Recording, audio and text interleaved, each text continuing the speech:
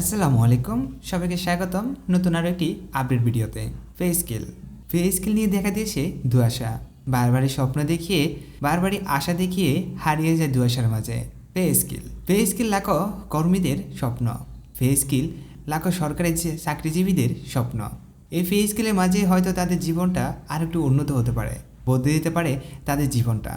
আশায় তারা বাঁধে বাসা, কিন্তু সবসময় আশাটি নিরাশ হয়ে যায়। আজকের এই আপডেট থেকে আপনারা জানতে পারবেন যে কবে বা পে স্কেল আসতে যাচ্ছে, কিংবা আমরা কি নির্বাচনের আগে পে স্কেল পাচ্ছি। এই সকল আপডেট নিয়ে আজকের এই বিস্তারিত। তো বন্ধুরা, ভিডিওটি শুরু করার আগে বলে রাখি, চ্যানেলে নতুন দর্শক হয়ে থাকলে চ্যানেলটি সাবস্ক্রাইব করে পাশে থাকা বেল বাটনটি অল করে দিন আমাদের সকল আপডেট ভিডিও সবার আগে পাওয়ার জন্য। জাতীয় সংসদ নির্বাচন ঘনিয়ে আসায় সরকারি চাকরিজীবীদের জন্য বহুল প্রতীক নবম জাতীয় পে স্কেলের ঘোষণা থেকে সরে আসছে বর্তমান সরকার। তবে এর জন্য গঠিত পে কমিশনকে তাদের কার্যক্রম চালিয়ে যাওয়ার নির্দেশনা দেওয়া হয়েছে। অন্তর্বর্তী সরকারের মেয়াদ নতুন পে স্কেল ঘোষণা করতে না পারলেও একটি ফ্রেমওয়ার্ক প্রস্তুত করা হবে। সর্বশেষ বৃহস্পতিবার 8 জানুয়ারি এ নিয়ে দীর্ঘ সভা করেছে পে কমিশন।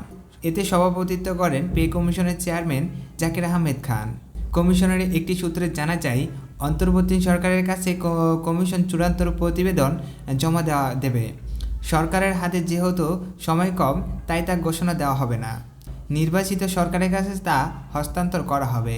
সূত্র জানায়, রাজনৈতিক, অর্থনৈতিক ও সামাজিক সংকটকে আমলে নিয়ে সরকারি কর্মচারীদের নতুন বেতন কাঠামোর জন্য একটি পে কমিশন গঠন করা হলেও নতুন বেতন কাঠামো ঘোষণা কিছুটা বিলম্বিত হতে যাচ্ছে। প্রথম 8 ফেব্রুয়ারি জাতীয় সংসদ নির্বাচন অনুষ্ঠানের জন্য জোর প্রস্তুত চালাচ্ছে অন্তর্বর্তী সরকার। এর জন্য আর্থিক সংকট বিবেচনায় নির্বাচনের আগে নতুন বেতন কাঠামো ঘোষণা করা সম্ভাবনা নেই। তবে পে কমিশনের প্রতিবেদন জমা দিলে সে অনুযায়ী একটি বেতন কাঠামোর সুপারিশমালা চূড়ান্ত করবে বর্তমান সরকার। এরপর নির্বাচিত নতুন সরকার ক্ষমতায় আসার পর তা বাস্তবায়ন করবে। অবশ্য এই নতুন বেতন কাঠামো ঘোষণা ও বাস্তবায়ন হওয়ার আগ পর্যন্ত সরকারের চাকররা নিয়ম অনুযায়ী মহার্ঘ ভাতা প্রাপ্ত হচ্ছেন। এখান থেকে আপনারা বুঝতে পারছেন বা এখান থেকে আপনারা জানতে পারছেন যে আমাদের পে স্কেল জাতীয় সংসদ নির্বাচনের আগে পাওয়ার সম্ভাবনা খুবই কম।